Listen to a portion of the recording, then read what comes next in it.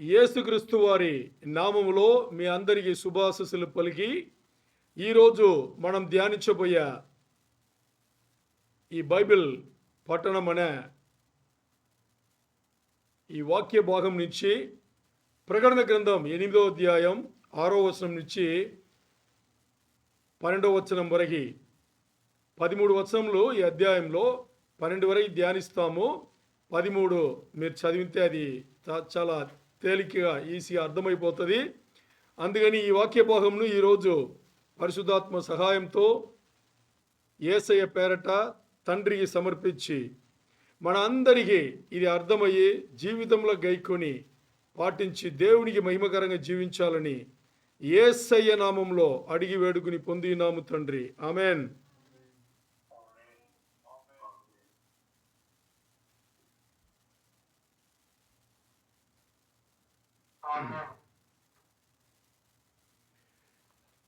మనం 8 అధ్యాయం వరకు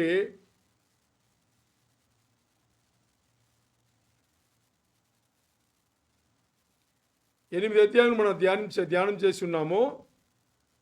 8 అధ్యాయంలో ఈరోజు 6వ వచనం నుంచి 12 వచనం వరకు మనం ధ్యానం చేస్తాము. ఇప్పుడు ప్రకటన గ్రంథంలో 8వ అధ్యాయం ఉంది కాదు, 7 ఏండ్ల శ్రమల కాలంలో 3 రకమైన, బాగా అర్థం చేసుకోండి, 3 విధాలుగా తీర్పులు వస్తుంది. మనకు తెలిసినట్టు 7 ముద్రల తీర్పు, దీని తర్వాత ఈరోజు నుంచి మనం బోర్ల తీర్పు, 7 బోర్ల తీర్పు, ఈ బోర్ల తీర్పు తర్వాత పాతర్ల తీర్పు అంటే చూస్తే 7 ముద్రల తీర్పు, 7వ ముద్ర విప్పి 7వ ముద్ర అవ్వగానే ఆ 7వ ముద్ర ఏం చేసింది, 7 బోర్ల తీర్పుని తీసుకొచ్చింది. అలాగే 7వ బోర ఆ తీర్పు వచ్చేటప్పుడు ఇంకో 7 పాత్రల తీర్పు తీసుకొస్తుంది. మొత్తాన్ని 7 ఏండ్ల శ్రమల కాలంలో 3 రకమైన మనకేం వస్తుంది, తీర్పులు దేవుడి దగ్గర నుంచి వస్తుంది అన్నమాట. మరి ఇప్పుడు ఈరోజు మనం చూడబోయేది 7 బూరల తీర్పు. 7 బూరల తీర్పు, ఒకటి తర్వాత మనం ధ్యానం చేద్దాం. దాంట్లో ప్రకటన గ్రంథం 8వ అధ్యాయంలో 6వ వచనం నుంచి మనం మొదలు పెడతాము. చూసుకుందాం. ఎవరన్నా తెలుగు బైబిల్ పెట్టుకునే వాళ్ళు, చదవగలిగిన వాళ్ళు ప్రకటన 8 6వ వచనం చదవండి. మన ధ్యానం మొదలు పెడదాం. చదవండి కొంచెం గట్టిగా. అంతటా 7 బూరలు పట్టుకుని ఉన్న 7 దూతలు, ఇంకోసారి చెప్పండి. ఆ 7 దూతలు ఊదుటకు సిద్ధపడిరి. అంటే ఈ వచనంలో పైగా చూస్తే 7 దేవదూతలు 7 బూరలు పట్టుకుని దాన్ని ఊదడానికి సిద్ధంగా ఉన్నారు అని చెప్పేసి ఇక్కడ చెప్పబడింది. మరి ఇక్కడ ప్రతిసారి 7 బూరలు కదా, ప్రతిసారి ఒక బూర మ్రోగేటప్పుడు అంటే ఊదేటప్పుడు వేరే తీర్పు ఈ భూమి పైన వస్తుంది. 7 బూరలు ఒక్కొక్క బూర ఊదేటప్పుడు అంతా ఒక్కొక్క రకమైన తీర్పు ఈ భూమి పైన వస్తుంది. మరి ఇక్కడ చూస్తే కొన్ని బూరల తీర్పు ఎలా ఉంది అంటే, మన పాత నిబంధన కాలంలో మోసే ఐగుప్తు నుంచి ఇశ్రాయేల్ జనాంగంను విడిపించి తీసుకురావడానికి ముందు అక్కడ ఐగుప్తు రాజు, ఫరో రాజు ఉన్నాడే, ఆ ఐగుప్తు రాజు ఇశ్రాయేల్ జనమును వదిలిపెట్టాడు కదా, ఒప్పుకోడు కదా. అప్పుడు దేవుడు తెగుళ్ళు తీసుకొస్తారు. మీకు గుర్తుండొచ్చు, ఈ సన్నివేశం మీకు గుర్తుండొచ్చు. ఇప్పుడు మనం ఒక మొదటి బూర ఊదిన తర్వాత భూమిపైన వచ్చే తీర్పు ఎలా ఉందంటే, అక్కడ 10 సార్లు తెగుళ్ళు వచ్చినట్టుగా చూస్తాము.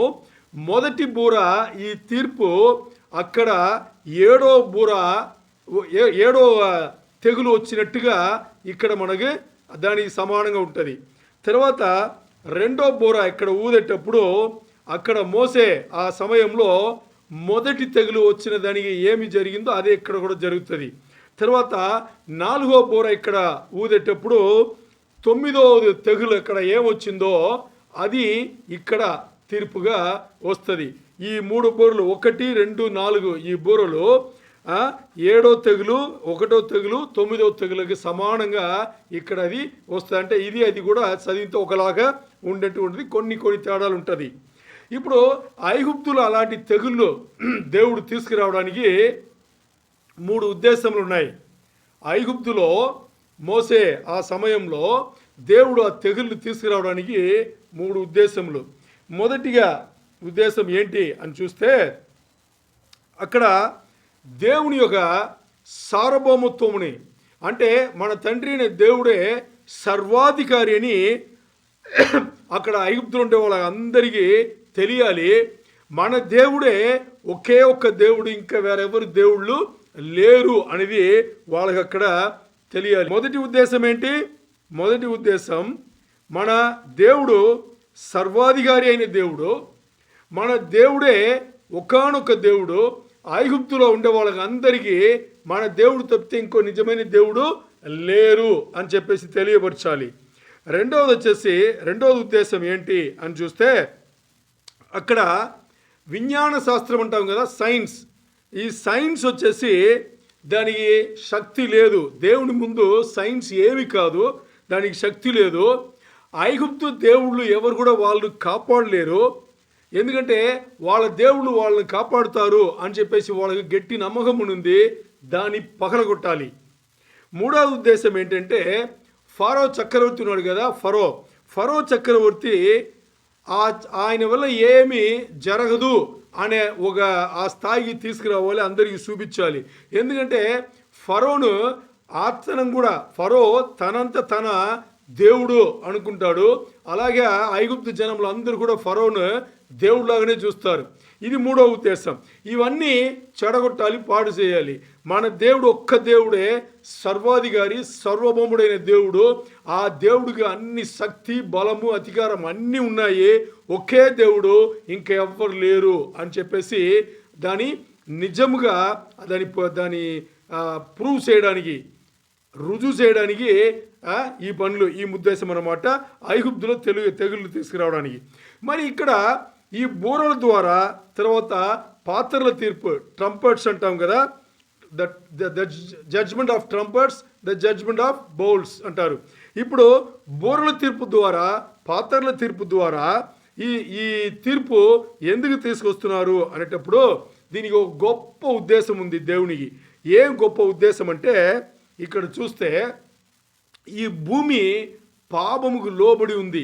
ఈ భూమి అంటే సృష్టిలో ఈ భూమి పాపముకు లోబడి ఉంది. ఇప్పుడు ఈ బోర్ల తీర్పును, పాత్రల తీర్పును ఈ భూమిని శుద్ధం చేస్తుంది. అంటే విమోచన క్రియ ఈ భూమికి జరుగుతుంది. అర్థం చేసుకోండి. ఏది బోర్ల తీర్పునో పాత్రల తీర్పునో ఏం చేస్తుంది? ఈ భూమిని విమోచన క్రియల ద్వారా దీని శుద్ధీకరణం చేస్తుంది. అది చాలా చాలా ఇంపార్టెంట్. ఎందుకంటే ఇప్పుడు చూడండి, ఆదాము అవ్వ పడిపోయే ముందు ఈ భూమి ఎలాగుంది? పాపం అంటే ఏమని తెలియదు, మరణం అంటే ఏమని తెలియదు. అలాగున్న భూమి ఇప్పుడు ఆదాము అవ్వ పడిపోయిన తర్వాత పాపం వచ్చింది, మరణం వచ్చింది. పాపం మనిషికి మాత్రం రాలేదు. ఎవరికి వచ్చింది? ఈ సృష్టిలో ప్రకృతి అంటే ఈ భూమి కూడా ఆ పాపం ఉంది. ఆ శాపం అనేది ఈ భూమికి కూడా ఉంది. అందుకనే ఆదామవ్వలు పడిపోయే ముందు నాశనం లేదు. దేవుడు ఎలా సృష్టి చేశాడో అది కోటానుకోటి సంవత్సరంలో అలాగే ఉండేట్టుగా దానికి నాశనం అనేది లేకుండా సృష్టి చేశారు. మరి ఒక్కసారి మానవులు పాపంలో పడిపోయిన తర్వాత ఏమైంది? పాపం రోపలొచ్చింది, శాపం రోపలొచ్చింది. దాని ద్వారా మరణం వచ్చింది, నాశనం కూడా వచ్చింది. ఇప్పుడు ఈ భూమికి దీని విమోచన క్రియ అంటే దీని ఇప్పుడు మనకి ఎలా యేసయ్య శిలువ మరణం పొంది మనని రక్షణకు తీసుకొచ్చారో అదే శిలువ మరణం ఈ భూమిని కూడా రక్షణకు తీసుకొచ్చింది. తీసుకొచ్చింది. ఇప్పుడు ఈ భూమిలో ఉండే ఈ మిగతా విషయంలో, ఈ పాపం పడిన విషయంలో, శాపం సంబంధపడిన విషయంలో అన్నిటిని కూడా తొలగించాలి. శుద్ధీకరణ చేయాలంటే ఏం జరగాలి? ఈ బోర్ల తీర్పు రావాలి, పాత్రల తీర్పు రావాలి. ఈ బోర్ల తీర్పును, పాత్రల తీర్పును ఈ గొప్ప ఉద్దేశం కలిగి ఉన్నది. అందుకని ఉద్దేశం ఏంటంటే, ఆదామవ్వలు పడిపోయే ముందు, మానవులు పడిపో ముందు ఈ భూమి ఎలాగుందో అలా మరి తీసుకురావాలనేదే గొప్ప ఉద్దేశం. ఇది ఎక్కడ మనకు తెలుసుకుంటామంటే రోమా పత్రికలో 8వ అధ్యాయంలో 19వ వచనం, 19, 20, 21. కొంచెం త్వరగా చదవండి. రోమా 8, 19, 20, 21.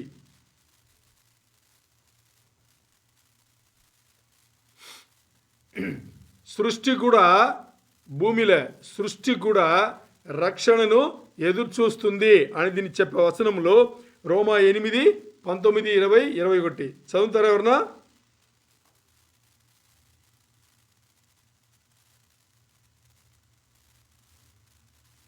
హలో, నేను మాట్లాడేది వినిపిస్తుందా?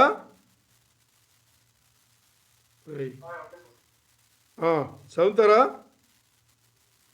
రోమా 8, 19 చదవండి. దేవుని కుమారుల ప్రత్యక్షత కొరకు, దేవుని కుమారుల ప్రత్యక్షత కొరకు సృష్టి మిగులు ఆశతో తేరి చూచుచు కనిపెట్టుచున్నది. చాలు చూడండి, కనిపెట్టుచున్నది ఏం చెప్తుంది చూడండి. దేవుని కుమారుల ప్రత్యక్షత కొరకు సృష్టి మిగుల ఆశతో తేరి చూచుచు కనిపెట్టుచున్నది. ఎలయనగా సృష్టి నక్షత్రమునకు లోనైన దాస్యములో నుండి విడిపింపబడి దేవుని పిల్లలు పొందబోవు మహిమగల స్వాతంత్ర్యము పొందుదనను నిరీక్షణ కలదై. చూసారా, సృష్టి ఎదురు చూస్తుందంట. అంటే ఈ ప్రకృతి, అంటే ఈ క్రియేషన్ అంటాం కదా, ప్రకృతి, ఈ సృష్టి ఎదురు చూస్తుంది. ఎప్పుడు దేవుని బిడ్డలు, దేవుని కుమారులు వాళ్ళు దేవునితో కలిసిపోతారో అప్పుడు మనం కూడా దేవునితో కలుస్తాము అని చెప్పేసి, అది ఎప్పుడు జరుగుతాయో అని చెప్పేసి ఎదురు చూస్తూ ఉంది అని చెప్పేసి ఇక్కడ చెప్పబడింది.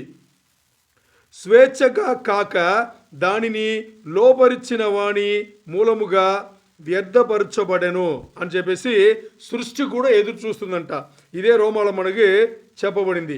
ఇప్పుడు చూస్తే చాలా ఆశ్చర్యమైన విషయం ఏంటంటే, ఇక్కడ రోమా 8, 19 అందరూ కూడా ఏమనుకుంటారంట, సంఘం ఎత్తబడి దీని గురించి చెప్పబడింది అని చెప్పేసి అందరూ అనుకుంటున్నారు. ఇది సంఘం ఎత్తబడి దీని గురించి చెప్పింది కాదు. ఎందుకంటే సృష్టి దేవునితో, యేసయ్యతో దేవుని పిల్లలు చేరుకునే సమయం మంచి మాట్లాడింది కాబట్టి వీళ్ళేమనుకుంటారు, యేసయ్యతో దేవుని బిడ్డలు చేరుకునేది సంఘం ఎత్తబడేటప్పుడే కదా అని అనుకుంటారు. అప్పుడు కాదు, ప్రభు రాకడలో, అంటే రెండో రాకడ ఉంది కదా, 7 ఏళ్ల శ్రమల కాలం అయిన తర్వాత రెండో రాకడలో యేసయ్యతో మనం వస్తాం. యేసయ్యతో మనం వచ్చేటప్పుడు అప్పుడు ఈ భూమికి ఏం కలుగుతుంది? ఈ భూమి కూడా రక్షణ కలుగుతుంది. ఎందుకంటే 1000 ఏండ్ల పరిపాలన ముందు ఇవన్నీ జరుగుతాయి. అప్పుడే జరుగుతాయి, కానీ సంఘం ఎత్తబడేటప్పుడు కానే కాదు. అది మనకు అర్థం అవ్వాలి. తర్వాత ఇప్పుడు అపోస్తలుడైన పౌలు ఇక్కడ ఏం చెప్తున్నారంటే, ఒకరోజు ఈ భూమి పాపపు బంధకం నుంచి విడిపించబడి, శాపం అన్నిటి నుంచి తప్పించుకుని విడిపించబడి అది స్వతంత్రంకు వస్తుంది. ఎప్పుడు అది జరుగుతుందంటే, ఇక్కడ ఈ మనకి పరిశుద్ధ గ్రంథం చెప్పేది, భూమి పైన ఉండే శాపములు, పాపములు అన్ని తీయబడాలి. అది ఎప్పుడు జరుగుతుంది అంటే, 7 ఏళ్ల శ్రమల కాలం ముగింపు వచ్చిన తర్వాత అన్ని ఇక్కడ యేసయ్య మనతో వచ్చి ఇక్కడ అందరినీ ధ్వంసం చేసి ఆయన రాజ్యంను ఆయన ఏర్పరుస్తారు. ఆయన రాజ్యంను ఏర్పరిచి 1000 ఏండ్లు ఆయన యెరూషలేమును రాజధానిగా పట్టుకుని ఆయన ఈ లోకమును 1000 ఏండ్లు పరిపాలన చేస్తారు. అప్పుడు దానికి ముందు ఇది ఈ సృష్టి యొక్క విమోచన క్రియ ఎప్పుడు జరుగుతుంది, ద రిడమ్షన్ ప్రాసెస్ అంటాం కదా, అది ఎప్పుడు జరుగుతుందంటే ఆయన 1000 ఏండ్ల పరిపాలన ముందు ఎప్పుడు ఏర్పరచడానికి వస్తారో దానికి ముందు జరుగుతుంది. అది ఎలా జరుగుతుందంటే ఇక్కడ ఏమేమి ఉండదు అంటే కలుపు మొక్కలు ఉండదు, ఏముండదు, ఒక్క కలుపు మొక్కలు కూడా ఉండదు, ఒక్క అంటే పురుగులు అంటారు కదా, పెస్టిసైడ్ అంటాం కదా, అది ఏముండదు, ఈగలు ఏముండవు, దోమలు ఏముండవు, జబ్బులు తీసుకొచ్చే పురుగులు ఏముండవు. ఏదైతే ఈ భూమిని నాశనం చేసే విషయములు, ఈ భూమికి కీడు చేసే విషయం ఉన్నాయో అవన్నీ భూమి నుంచి తీయబడతాయి. అంటే ఇలా అనుకోవచ్చు, ఇప్పుడు మనకి ఏదేదైతే ఈ భూమిలో హాని చేస్తుందో అది ఏమీ ఉండదు, అవన్నీ శుద్ధం చేసిన తర్వాతనే ఏది యేసయ్య రాజ్యం ఇక్కడ స్థాపించబడతాయి. అది ఇక్కడ ఇంపార్టెంట్. ఎందుకంటే ఈ 7 బూరల తీర్పును తర్వాత 7 పాత్రల తీర్పుల ఏమి తప్పించుకోదు, అన్ని నాశనం కింద వస్తాయి. అంటే ఈ భూమిలో ఎంత లోతైన స్థలమైనా కానీ లేకపోతే ఎంత ఎత్తైన స్థలమైన కానీ ఈ లోతు నుంచి ఎత్తు వరకు అన్నీ శుద్ధం చేయబడతాయి, ఏమవుతాయి, కంప్లీట్గా శుభ్రపరచబడతాయి. ఎందుకంటే అక్కడ ఒక్క దోమ ఈగ ఏమి ఇక్కడ ఉండదు, అన్నీ తీయబడతాయి అన్నమాట. అంటే ఇప్పుడు చూడండి, ఈ శాస్త్రవేత్తలు ఉన్నారు కదా, విజ్ఞాన శాస్త్రవేత్తలు, సైంటిస్ట్ అంటామే, వీళ్ళు వచ్చేసి కొన్ని వేల సంవత్సరం నుంచి వాళ్ళ ప్రయత్నంలో ఏదో చేసినా కానీ దాంట్లో పూర్తిగా వాళ్ళకి గెలుపు రాలేదు. ఇప్పుడు ఈరోజు మన పంట పొలంలో మందులు కొడుతున్నాము, తర్వాత ఫెర్టిలైజర్ అని చెప్పి ఈ వరాలన్నీ వేస్తున్నాం కదా, మరి ఎంతవరకు తగ్గుతుంది? మరి ఇక్కడ చూడండి, ఈ ఎన్నో వేల సంవత్సరం నుంచి ఈ విజ్ఞాన శాస్త్రవేత్తలు చేసి ఒక ఎత్తువరగా వచ్చారు. మరి 7 ఏండ్లు తక్కువ సమయంలో దేవుని దూతలు, దేవుని సైన్యము ఏం చేస్తుంది, మొత్తానికి దీన్ని తీసివేసేస్తుంది. అందుకని ఈ విమోచన క్రియలో ఈ తీర్పులు చాలా చాలా ముఖ్యమన్నమాట. ఇది భూమిని మరలా పాపం చేయడానికి ముందు ఎలాగుండిందో అలా తీసుకురావడానికి ఇక్కడ మనకు పనికి వస్తుంది. అంటే ఇక్కడ సృష్టిలో ఏదైతే దేవునికి మానవులకు వ్యతిరేకంగా ఉందో ఇవన్నీ తీయబడతాయి, మంచిది ఉంచబడతాయి, మిగతాన్ని తీయబడతాయి. ఈ విమోచన క్రియలో చాలామంది అంటే ఒకరిద్దరు కాదు, కొన్ని కోట్లాది మంది నిజమైన దేవుడు యేసయ్యనే అని ఎరిగి వాళ్ళు పాపక్షమాపణం అడిగి వాళ్ళు ఏం చేస్తారు, యేసయ్యను ఒప్పుకుంటారు. ఇవన్నీ మన మనసులో పెట్టుకుని ఇప్పుడు మొదటి బూర ఊదిన తర్వాత ఏం జరుగుతుందో అది ప్రకటన 8:7 8వ అధ్యాయం 7వ వచనం నుంచి మనం మొదలుపెట్టి చదువుకుందాం. ఇప్పుడు 8వ వచనం 7వ వచనం 8వ అధ్యాయం 7వ వచనం చదువుతారా ఎవరన్నా? మొదటి దూత బూర ఊదినప్పుడు రక్తముతో మిళితమైన వడగండ్లను అగ్నియు పుట్టి భూమిపైన పడవేయబడెను. ఇంకోసారి చదివిందని. మొదటి దూత బూర ఊదినప్పుడు రక్తముతో మిళితమైన వడగండ్లను అగ్నియు పుట్టి భూమిపైన పడవేయబడెను. ఇంకా అందువలన భూమిలో 3వ భాగము కాలిపోయెను. చెట్లలో 3వ భాగము కాలిపోయెను. పచ్చగడ్డి అంతయు కాలిపోయెను. ఆమేన్. మీకు అర్థమై ఉంటుంది ఎంత భయంకరమని చూస్తే. ఇక్కడ చూడండి, మొదటి దేవదూత, ఫస్ట్ ఏంజల్, మొదటి దేవదూత మొదటి బూర ఊదేటప్పుడు ఏమేమి వచ్చిందంట ఇక్కడ చూడండి. మనకి ఒక 3 వ్యత్యాసమైన విషయంలో ఇక్కడ కలిపి వస్తుంది. చూడండి, ముందుగా ఏం చెప్పబడిందంటే రక్తం అక్కడ ఉంది, దానితో రక్తంతో మిళితమైన వడగండ్లు. వడగండ్లు అంటే ఏంటి? వడగండ్లు అంటే ఏంటి? హలో వడగండ్లు వడగండ్లు అంటే పెద్ద పెద్ద అంటే ఎక్కువ సైజు ఉండే ఒక పెద్ద సైజు ఐస్ క్యూబ్స్ లాంటివి. ఐస్ గడ్డలు కదా, ఐస్ గడ్డలు, దాని వడగండ్లు అంటారు. రక్తముతో మిళితమైన వడగండ్లు అంటున్నారు. చూడండి, రక్తం అంటేనే మనకు భయం వేస్తుంది. పైనుంచి రక్తం పడితే ఎలా ఉంటుంది? ఇప్పుడు ఈ వడగండ్లు ఎలాగుందంట, రక్తముతో కలిసి రక్తముతో మిళితమైన వడగండ్లు అది వచ్చినప్పుడు ఇంకోటి ఏముందంట, అగ్నియు పుట్టి. మీరు చూసారా, ఇది ఎప్పుడైనా కలిసి ఉంటుందా? రక్తంతో వడగండ్లు కలవడం, దీంతో పాటు అగ్నియు పుట్టి అంటే చూడండి, ఇది వ్యతిరేకం అన్నమాట. వడగంట్లు అనేది ఐసు, అగ్ని అనేది నిప్పు కదా. ఇది హాట్, ఇది ఐసు.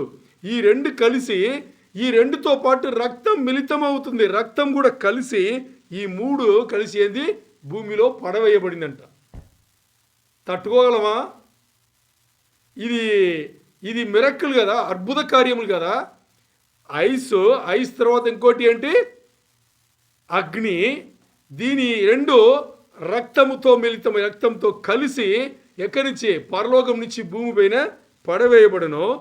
ఇది పడి ఏం చేసిందంట, భూమి యొక్క 3వ భాగం ఇది. అందువలన భూమిలో 3వ భాగము కాలిపోయెను. భూమిలో 3వ భాగము కాలిపోయినంటే ఈరోజు ఈ మొత్తం భూమిని 3గా మనం భాగం చేస్తే దాంట్లో 1 భాగం కాలిపోయాను. ఏ భాగం అది? ఏ భాగం నుంచి ఇక్కడ చెప్పలా ఏంటి?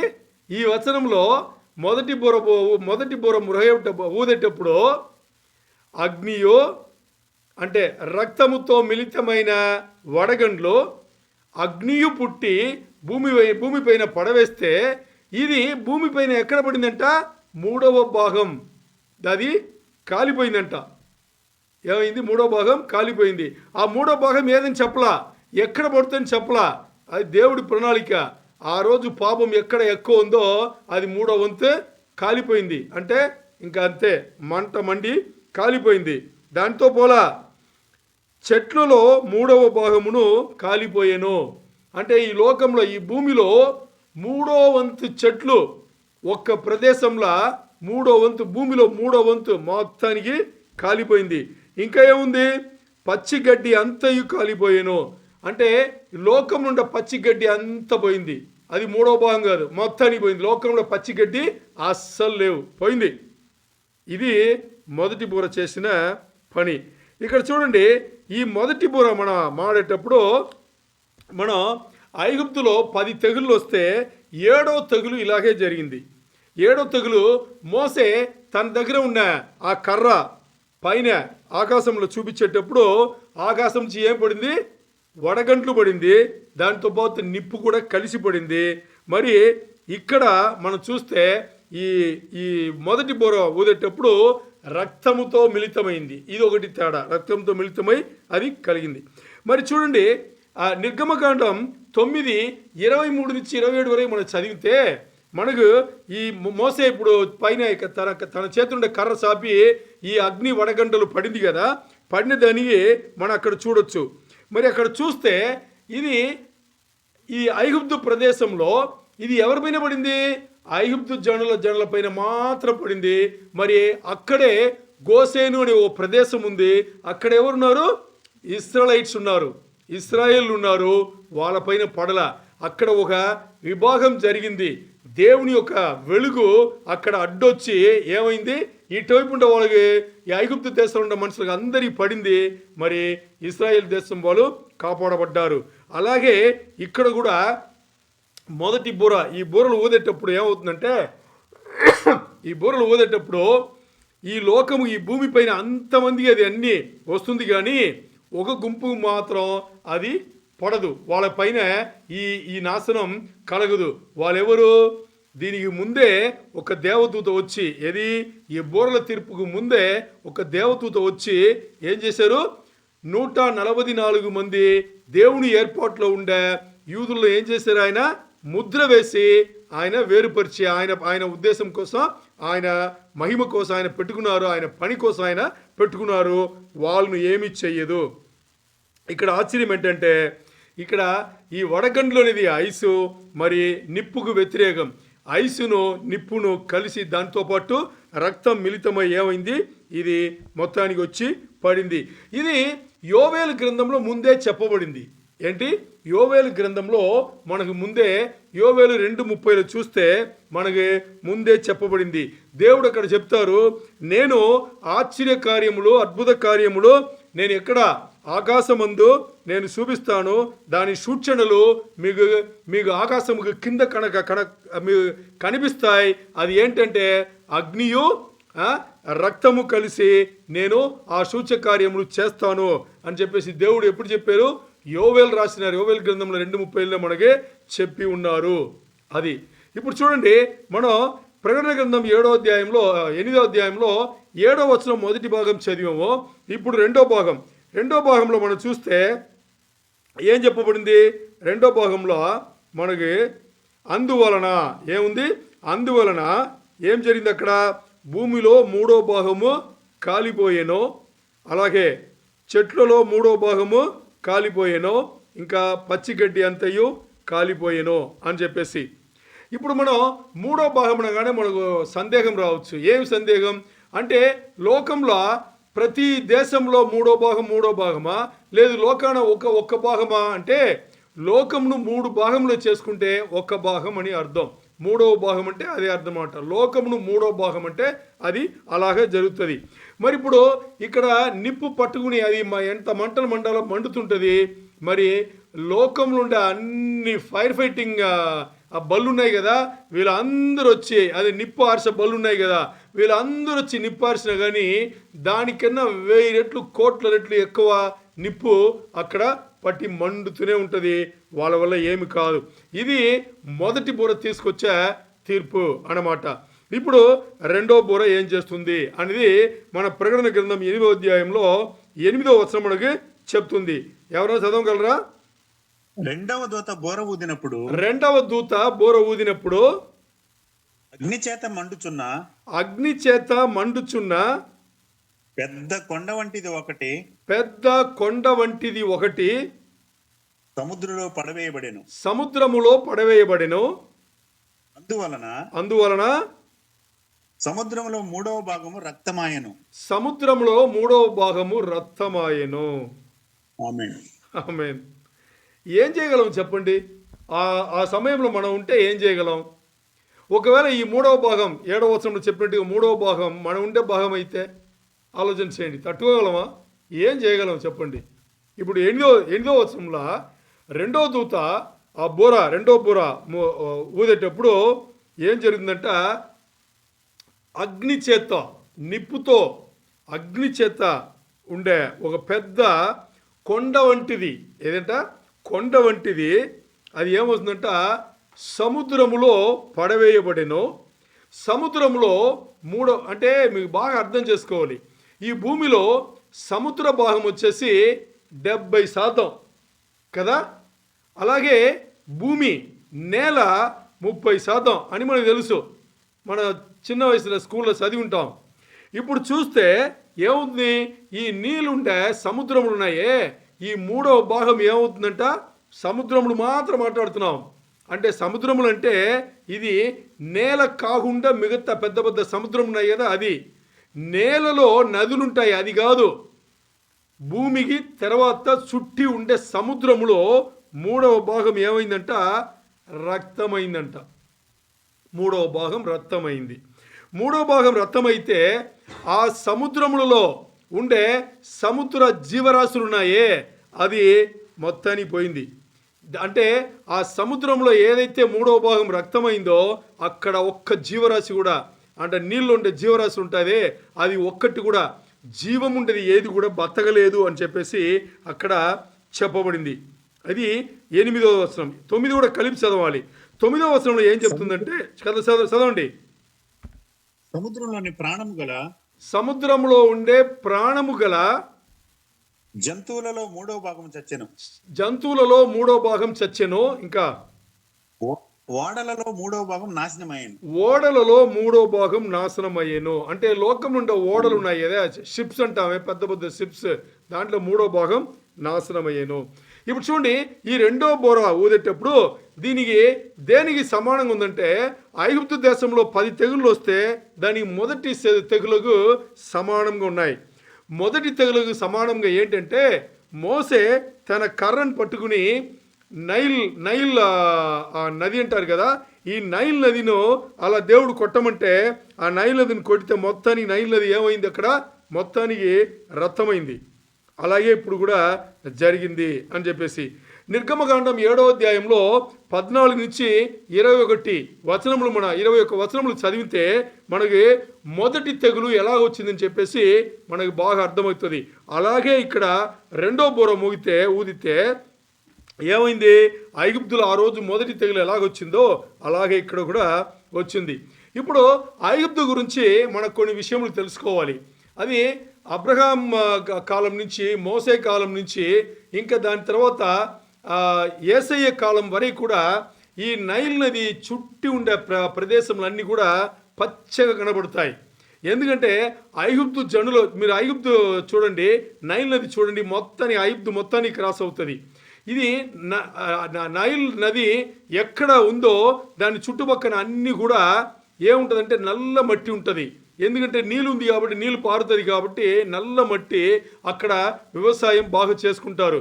వాళ్ళకి అక్కడ తిండి, వాళ్ళ బతికే నైల్ నది పైన ఆధారపడింది. ఇప్పుడు నైల్ నది పక్కన నల్ల మట్టి అంటున్నావు కదా, ఐగుప్తు అనే పదముకు ఈజిప్ట్ అంటారు ఇంగ్లీష్లో. ఐగుప్తు అనే పదముకు అర్థమే నల్ల మట్టి. ఐగుప్తు అనే పదానికి అర్థం ఏంటి, నల్ల మట్టి. బ్లాక్ డట్ అంటారు ఇంగ్లీష్లో, బ్లాక్ డట్, నల్ల మట్టి అంటారు. అంటే నైల్ నదిని ఆధారపడే వాళ్ళ జీవనం అక్కడ ఉండింది. అక్కడ చూస్తే వాళ్ళు ఐగుప్తు వాళ్ళ ఆ రోజుల్లో నైల్ నదిని, ఈ రోజుల్లో కూడా నైల్ నదిని వాళ్ళు దేవతగా పోల్చి ఏం చేస్తారు, పూజిస్తారు. ఎందుకంటే వాళ్ళకి బువ్వ అన్నం పెట్టేది అదేనమాట.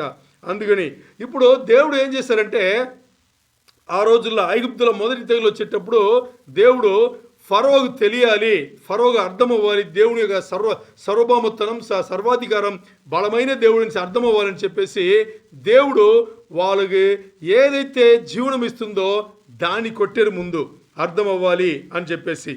ఇది ఇప్పుడు చూస్తే అక్కడ ఆ మొదటి తెగులుగును ఇక్కడ రెండో బొరగును ఒక తేడా ఉంది. ఏంటంటే అక్కడ ఐగుప్తులో వచ్చిన మొదటి తెగులు ఐగుప్తు దేశానికి మాత్రం. మరి ఇక్కడ రెండో బుర ఊదినటప్పుడు ఇక్కడ వచ్చిన తీర్పు ఏంటంటే, 3వ వంతు సముద్రం మొత్తానికి రక్తమైంది. దాని తర్వాత 3వ వంతు ఈ సముద్రంలో ఉండే జీవరాశులు ఏదైతే ప్రాణం కలిగిందో అదన్నీ చచ్చిపోయింది. తర్వాత నావలు, ఓడలు అంటామే, షిప్స్, ఈ ఓడలు 3వ వంతు మొత్తానికి నాశనమైంది.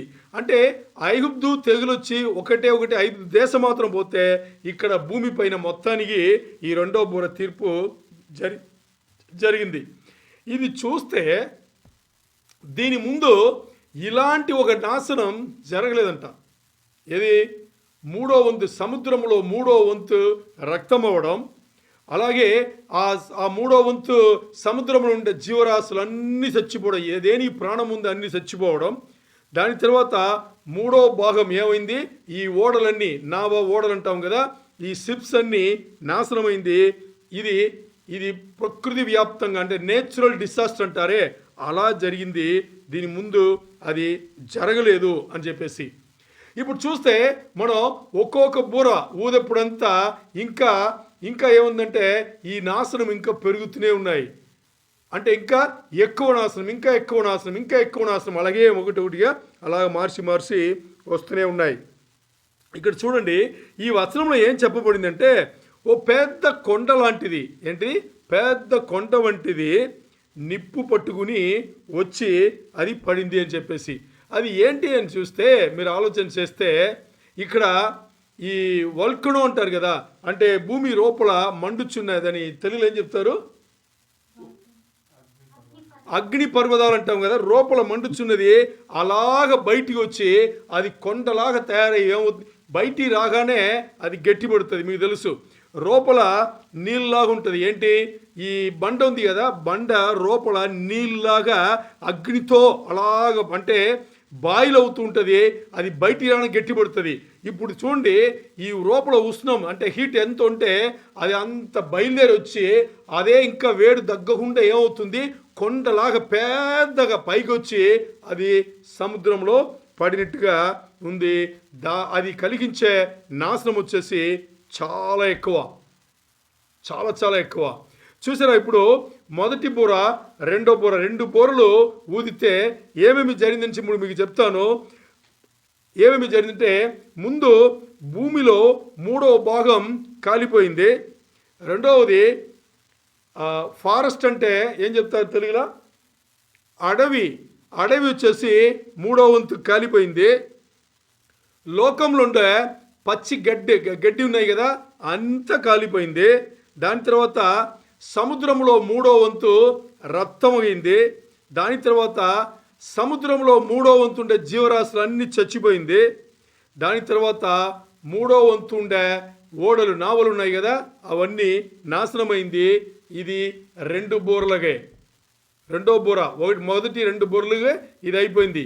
ఆలోచన చేస్తే ఇంకా ఏమేమి జరుగుతుంది, ఇదే ఇంత నాశనం తీసుకొస్తే ఇంకా ఏమి జరుగుతుంది అని చూస్తే, ఇప్పుడు 10వ వచనం 10, 11 చదివితే 3వ బూర చదువుతారా ఎవరన్నా? ప్రకటన 8వ అధ్యాయం 10, 11. 3వ దూత బూర ఊదినప్పుడు 3వ దూత బూర ఊదినప్పుడు దివిటి వలె మండుచున్న ఒక పెద్ద నక్షత్రము ఆకాశము నుండి రాలి నదుల 3వ భాగం మీదను నీటి బుగ్గల మీదను పడెను. 11. ఆ నక్షత్రమునకు మాచిపత్రి అని పేరు. అందువలన నీళ్లలో 3వ భాగము మాచిపత్రి ఆయను. నీళ్లు చేదైపోయినందున వాటి వలన మనుష్యులలో అనేకులు చచ్చిరి. ఆమేన్. చూడండి ఎంత ఘోరంగా ఉందంటే, అంటే ఒక్కొక్క బూర రాను ఇంకా ఆ ఘోరమైన విషయాలు ఇంకా పెరుగుతూనే, అంటే అది మనం తలుచుకోవడానికి భయంకరంగా ఉంది. చూడండి, మూడో బూర ఊదిన తర్వాత ఒక పెద్ద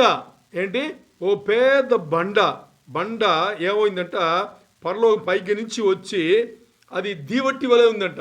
పెద్ద బండ, అది దీవట్టి వలె, ఇంగ్లీష్ దాని స్టార్ అన్నారు, దీవట్టి వలె వచ్చి పడితే అది ఏమైందంట, లోకంలో ఈ భూమిపైన ఉండే నదులలో 3వ భాగమును ఏం చేసింది, నదులలో 3వ భాగమును దాని తర్వాత ఇంకా ఏంటి, తాగే నీళ్ళు, ఫౌంటైన్స్ ఆఫ్ వాటర్ అంటామే, ఆ తాగే నీళ్ళలో 3వ భాగం పోయింది, దానిపైన పడిందంట.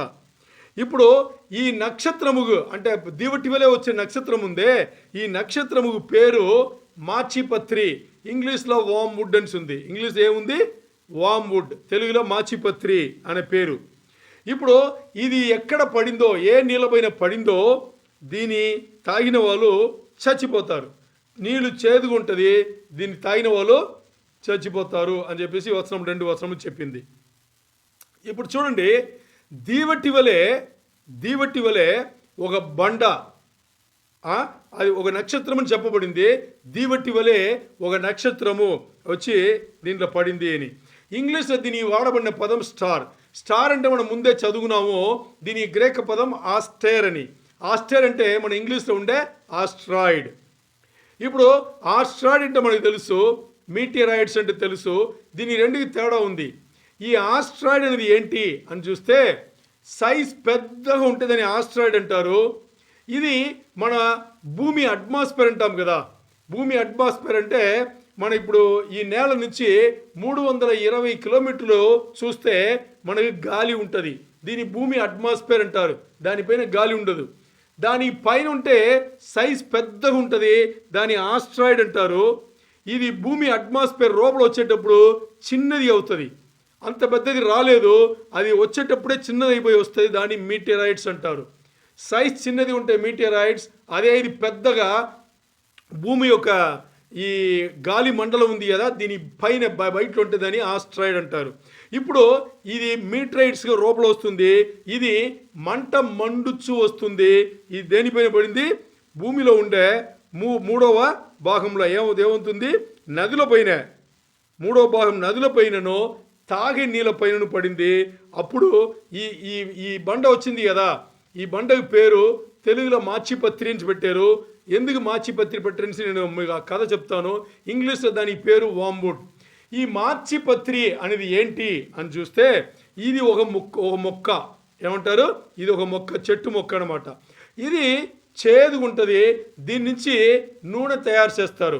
ఈ నూనె ఏం చేస్తారంట, ఈ నూనె ఏం చేస్తారంట, దీని ముందు వాళ్ళు పురుగులను చంపడానికి వాడుకునే ఒక పదార్థం అది.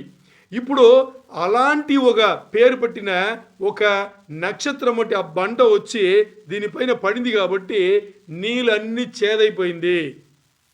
మాచిపత్రి అనే పేరు దానికే వచ్చింది. వాంవుడ్ అనేది కూడా అదేనమాట. వాంవుడ్ అంటే అది నీళ్ళ పడితే ఆ నీళ్ళు చేదుగా మారుతాయి. ఇప్పుడు ఆ నీళ్ళు చేదుగా మారితే ఏమవుతారు? దాన్ని తాగిన వాళ్ళు చచ్చిపోతారు. అది వాక్యం చెప్పింది. ఇప్పుడు చూడండి, ఈ నీళ్ళు ఏం చేస్తుందంట, దాన్ని తాగితే వెంటనే చచ్చిపోరు, స్లోగా చంపుతాయంటది. కొంతకాలం ముంచి రెగ్యులర్గా తాగుతూనే ఉంటే కొంతకాలం బతుకుతారు, ఆ తర్వాత చచ్చిపోతారు. ఇప్పుడు అక్కడ ఉండే వాళ్ళకు రెండు ఆప్షన్. ఒకటి, నీళ్ళు అస్సలు ముట్టుకోకూడదు. ఆ ప్రదేశం ఉండేవాళ్ళు నీళ్ళు అస్సలు ముట్టుకోకూడదు. మన విజ్ఞాన శాస్త్రం ఏం చెప్తుందంటే 3 రోజులు నీళ్ళు తాగకపోతే ఇంకొకటి చచ్చిందని ఈక్వల్, చచ్చిపోతాడు. మరి ఇప్పుడు అక్కడ ఉండే వాళ్ళకి ఏం ఆప్షన్ ఉంది? రెండు ఆప్షన్. ఒకటి, నీళ్ళు తాగకుండా ఒక వారం 10 రోజులు చచ్చిపోవాలి. ఒకవేళ తాగితే అలా కొన్ని రోజులు తాగుతారు, ఆ తర్వాత చచ్చిపోతారు. ఎనివే అది చచ్చిపోవాల్సిందే. అలాంటి పరిస్థితికి ఈ మూడో బుర్ర తీసుకొచ్చింది. ఆలోచన చేయాలి. మూడో బుర్ర అలాంటి పరిస్థితికి తీసుకొచ్చింది. ఇప్పుడు ప్రకటన గ్రంథం 8:12, ప్రకటన గ్రంథం 8:12 చదవండి.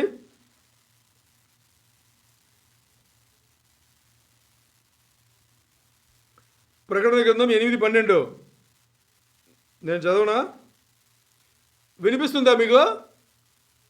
వినిపిస్తుందన్నా? చదవండి. ప్రకటన 4వ దూత బూర ఊదినప్పుడు సూర్య చంద్ర నక్షత్రములలో 3వ భాగము చీకటి కమ్మునట్లును, పగటిలో 3వ భాగమున సూర్యుడు ప్రకాశింపగుండ్లట్లును, రాత్రిలో 3వ భాగమున చంద్ర నక్షత్రములు ప్రకాశింపగుంటున్నట్లును, వాటిలో 3వ భాగము కొట్టబడెను. ఆమేన్. ఏం చెప్తుంది చూసారా? ఇంకా ఘోరం. 4వ బుర్ర ఊదేటప్పుడు ఇంకా ఘోరమైన విషయం ఏం జరుగుతుందని చూస్తే, 4వ బుర్ర ఊదేటప్పుడు ఇక్కడ అంటే ఏమేమి మిగిలిందో అవన్నీ ఒకటి తర్వాత వస్తుంది. 4వ దూత బూర ఊదినప్పుడు సూర్య చంద్ర నక్షత్రములలో 3వ భాగమును, అంటే దీని ఇంగ్లీష్లో ఏం చెప్తారంటే హెవెన్లీ హోస్ట్ అంటారు, దేవుని యొక్క సైన్యం అంటారు. దీని ఏమంటారు? దేవుని యొక్క సైన్యములు. వీళ్ళందరూ సూర్య చంద్ర నక్షత్రం అందరూ కూడా దేవుని యొక్క సైన్యములు. దేవుడు ఏం చేశారు తెలుసా? ఈ దేవుని యొక్క సైన్యములను 3వ భాగంను కొట్టివేసినట్టుగా ఉంది. అది అలాగే చెప్తుంది ఈ వచనం. చూడండి, సూర్య చంద్ర నక్షత్రములలో 3వ భాగము చీకటి కమ్మునట్లును.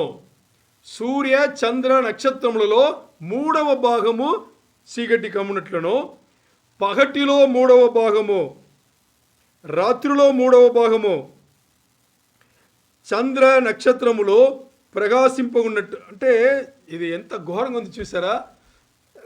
ఇది దేవుడు తప్పితే ఇంకెవరు చేయలేరు. దేవుడు తప్పితే ఇంకా వేరెవరు చేయలేరు. ఈ వచనం చెప్పేది దేవుని యొక్క సైన్యమైన సూర్య చంద్ర నక్షత్రములు. ఇప్పుడు ఈ భూమికి వెలుగిచ్చేది ఏంటి? పగటిలో వెలుగిచ్చేది సూర్యుడు, రాత్రిలో వెలుగిచ్చేది నక్షత్రములు, తర్వాత చంద్రుడు. ఇప్పుడు దేవుడు ఏం చేశారు? ఆయన సైన్యముని ఈ మూడిటిని, నక్షత్రంలో కోట్లాది నక్షత్రములు ఉన్నాయి, భూమికి ఏదైతే వెలుగుస్తుందో సూర్య చంద్ర నక్షత్రంలో మూడవ భాగంను చీకటి కమ్మునట్టుగా దేవుడు ఏం చేశారు? దాన్ని కొట్టివేశారు అని చెప్పేసి ఇక్కడ చెప్పబడింది.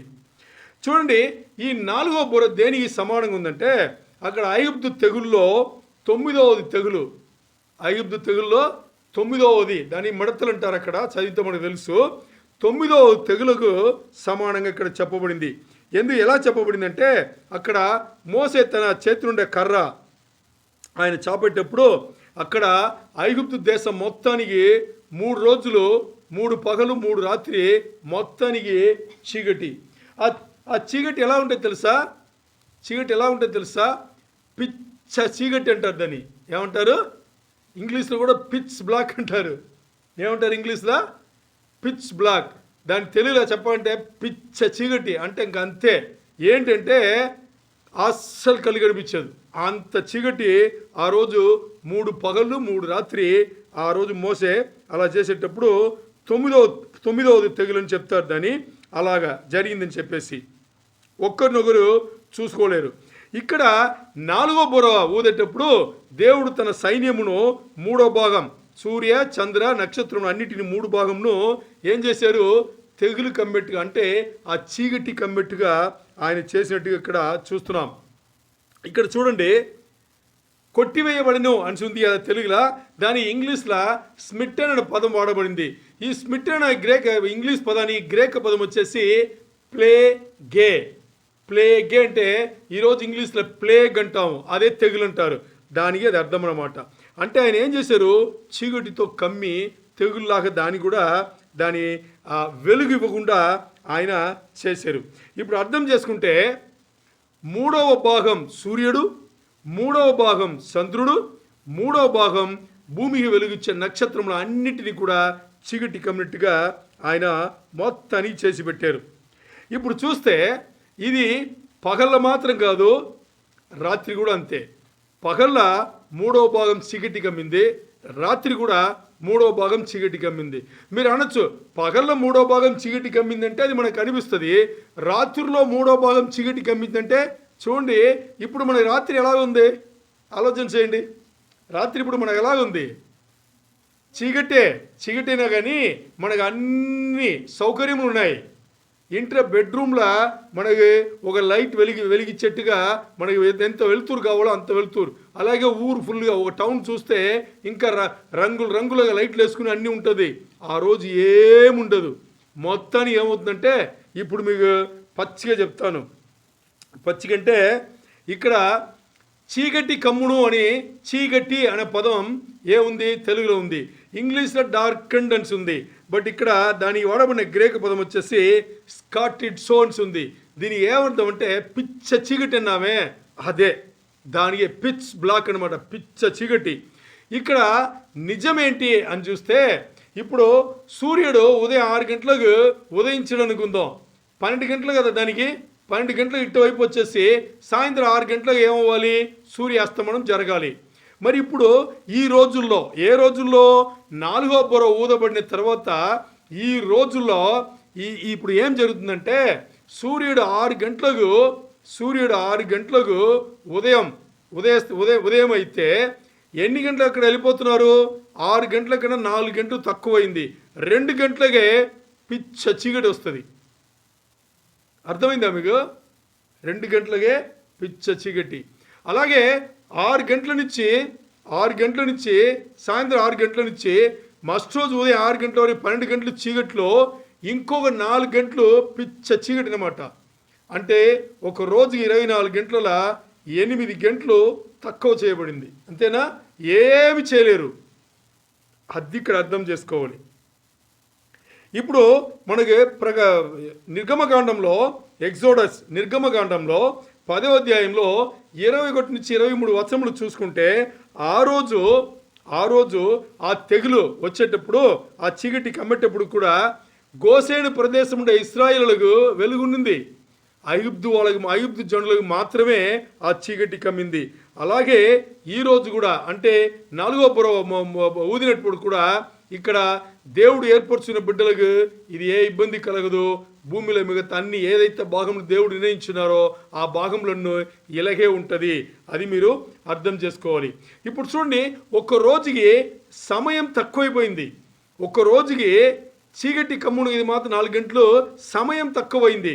ఇప్పుడు మీరు మత్తయి 24లో యేసయ్య చెప్పింటారు. మత్తయి 24లో 21-22 వచనం చదివితే మనకి చాలా ఆశ్చర్యంగా అనిపిస్తుంది. మత్తయి నేను చదువుతాను చూడండి, ఒక చిన్న భాగం మాత్రం మీకు చదివి చూపిస్తా. దాంట్లో పెద్ద నిజం దాగి ఉన్నాయి. మత్తయి 24లో 21-22 ఇక్కడ చూడండి. లోకారంభమునిచ్చి యేసయ్య స్వయంగా మాట్లాడింది. లోకారంభమునిచ్చి ఇప్పటి వరకును అట్టి శ్రమ కలగలేదు, ఇక ఎప్పుడును కలగబోదు అని చెప్పేసి ఆయన ఏం చెప్తున్నారంటే 22లో ఆ దినములో ఏ దినములో 7 ఏండ్ల శ్రమల కాలములో 4వ బుర్ర ఊదేటప్పుడు ఆ దినములు తక్కువ చేయపడకపోయిన ఎడల ఏ శరీరియో తప్పించుకోనలేడు. అది ఇక్కడ చూడాలి మనం. ఆ రోజు చూడండి, ఇలాంటి ఒక వాతావరణం కలిగి ఉంటే ఎవడు కూడా శరీరధారి ఎవరు కూడా వాళ్ళు తప్పించుకోలేరంట. అందుకని ఈ చీకట్లో కొంతవరకు ఏమి చేయకపోయినా, ఏమి కనిపించకపోయినా, ఒకరొకరు కనిపించకపోయినా వాళ్ళు ఉంటారు. ఈ రోజులు ఇలా ఈ సమయం ఇలా తక్కువ చేయలేదంటే ఒక్కడు కూడా తప్పించుకోలేడు. ఎందుకంటే ఈ ప్రకృతి యొక్క అంటే నేచురల్ డిసాస్టర్ అంటారే, ఈ ప్రకృతి యొక్క నాశనం అది దేవుని యొక్క అద్భుత కార్యములు, సూచకార్యములు, మహత్కార్యముల ద్వారా అతి భయంకరంగా భూమిపైన వస్తూనే ఉన్నాయి. ఇది 4వ బుర్ర ఊదినప్పుడు జరిగే సంఘటనలు. ఇంకా వచ్చే వారం వచ్చేసి 9వ అధ్యాయం 13వ వచనం ఉంది. ఈ 13వ వచనం మీరు చదవండి. ఒక దేవదూత కేకలేస్తూ వస్తుంది. ఏమని కేకలేస్తూ వస్తుందో తెలుసా? ఇంకా వచ్చే బోర్లు ఉన్నాయే, ఇది తెరవబడితే, ఇది ఊదితే ఇంకా ఏమేమి నాశనం అవుతాయో అని ఒక దేవదూత కేకలేసి వచ్చినట్టు 13వ వచనం ఉంటుంది. అది మీరు చదువుకోవచ్చు. ఇది 1, 2, 3, 4 బోర్ల తీర్పు ఇంతవరకు. ఇంకా రాను ఇంకా చాలా చాలా ఘోరంగా ఉంటుంది. అందుకని మనం ఏ నిర్ణయం తీసుకోవాలంటే ఈరోజు మనకు అవకాశం ఇవ్వబడింది. ఏం అవకాశం ఇవ్వబడింది? ఈ 7 ఏండ్ల శ్రమల కాలముకు తప్పించుకోవడానికి మనకు అవకాశం ఇవ్వబడింది. ఆ అవకాశం వాడుకుని మనందరూ యేసయ్య మధ్యాకాశంకి వచ్చేటప్పుడు యేసయ్య లాగా పోలి జీవించి మన మార్పు చెందాలి. ప్రతి క్షణం, ప్రతి గడియ, ప్రతిరోజు యేసయ్య ఆయన తలంపులనే మన బతికి మనల్ని మార్చుకుంటే మన 7 ఏండ్ల శ్రమల కాలంలో ఈ పరిశుద్ధులు, ఈ వాతావరణంలో, ఈ కర్ణ కొడూరమైన విషయములు ఏమి మనం చూడకుండా మనం ఏం చేయొచ్చు? యేసయ్యతో, మన దేవునితో, మన ప్రభువుతో మనం వెళ్ళి పరలోకంలో ఉండి దీన్ని చూడొచ్చు. మనం చూడగలం, పరలోకం నుండి దీన్ని చూడగలం. అట్టి స్థాయికి ఎదగడానికి ఈరోజు మనం ప్రార్థన చేసి ముగిస్తాం. దేవునికే మహిమ కలుగును గాక.